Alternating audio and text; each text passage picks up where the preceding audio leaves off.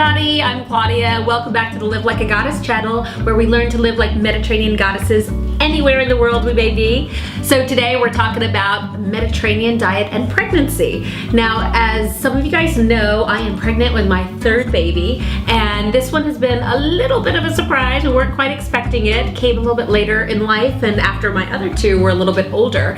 But I've been telling friends, and I'm absolutely being honest with you guys, I think this has been the easiest pregnancy for me by far.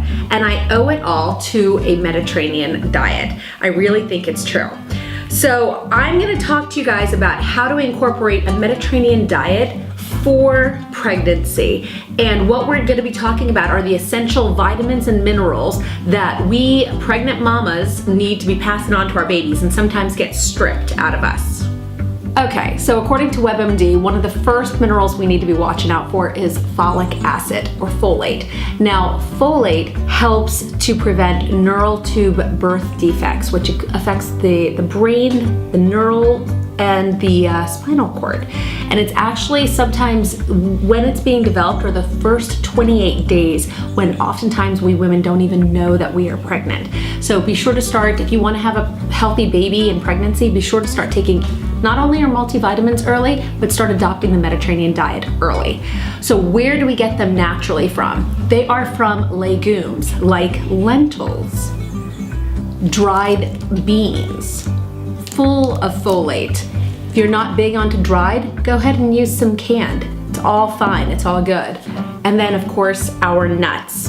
Then also our dark green leafy vegetables, like our spinach and our kale and arugula. Don't forget, be sure to add your spinach, add your kale to soups throughout your whole pregnancy, and be sure to grab a green salad with arugula, kale, and whatnot, pretty much once a day.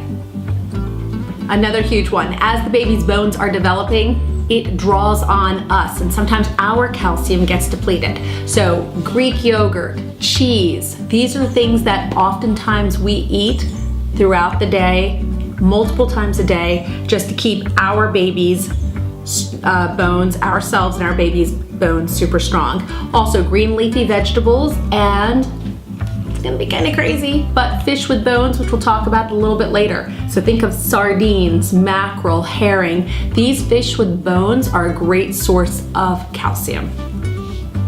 Iron, it is another thing. I know that I am naturally iron deficient like many other women out there. So how do we make sure we get enough iron? Which, by the way, it's what delivers the oxygen into our bloods. So we need to make sure we have enough oxygen and iron in our system. So think dark colors. We want dark red beans, again, dried or canned.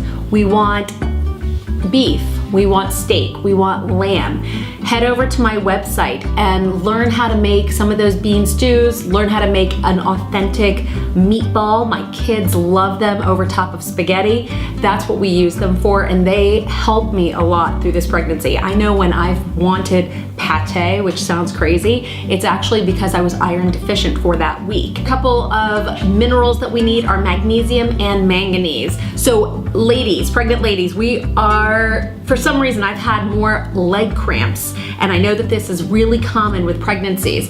And what that means is we need to pump up our bananas. We need to eat more avocados, which I love anyway. And interestingly enough, blackstrap molasses or carom molasses. Okay, and finally our omega-3s. This is something that about a decade ago when I had my first two kids, the doctors weren't really pushing on, but I noticed that they are now, and I'm super glad that they are. But we Mediterranean goddesses, we knew about it all the time. Omega-3s, they come in the form of fish. Again, we're back to those dark, oily fish, the sardines, the mackerel, herring, salmon. We also need to have more nuts in our diet. I like to have nuts pretty much daily. I'll have like a few of them either in the mornings or at night, just to kind of help. It's considered brain food for the baby, and it is good for us as well.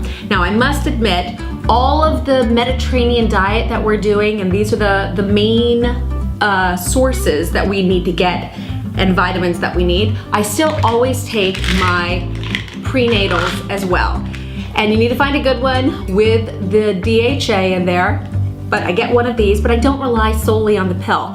I have been eating this way for at least a decade, and I think that is part of the reason that I feel so good. I have not been gaining tons of weight, which means I've had great energy through the end of the pregnancy, and I owe it all to the Mediterranean diet. So I hope you guys will listen, will hop onto my website, follow along, check out some recipes that you can start adopting wherever in the pregnancy, or even if you're not pregnant, you're not interested, it's just a nice overall diet to adopt.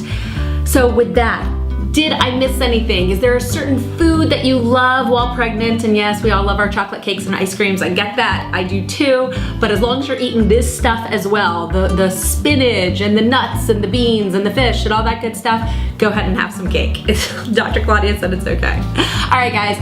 I love to hear from you, so please drop me a note. And if you enjoyed today's video, give me a like, thumbs up, follow, subscribe down below. Be sure to follow up every Wednesday when we're uploading more videos. And remember, the Mediterranean lifestyle, it is way more than just a diet. Bye, goddesses.